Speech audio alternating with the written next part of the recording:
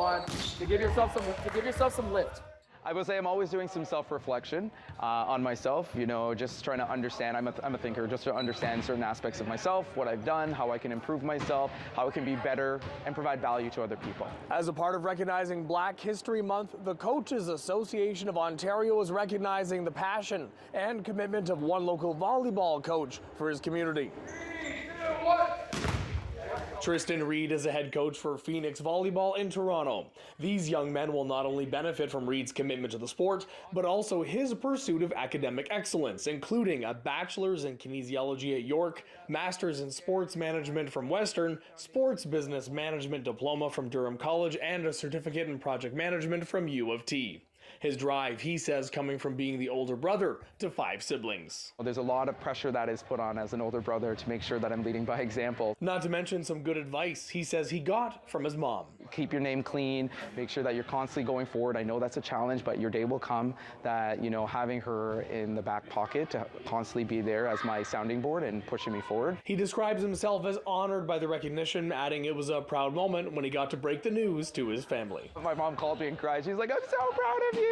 Tristan is just an amazing example of a coach's journey. Mercedes Watson with the CAO describing Tristan as the kind of coach who's not only committed to developing himself, but also his fellow coaches, and of course his players, both on the court as well as finding their place in the community. You know, he's going to impact thousands of young people's lives over the course of his coaching career. Did we get one yet?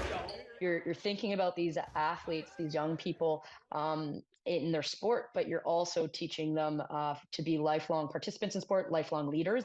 Anything in particular that you've learned from him that you think really might stay with you lifelong?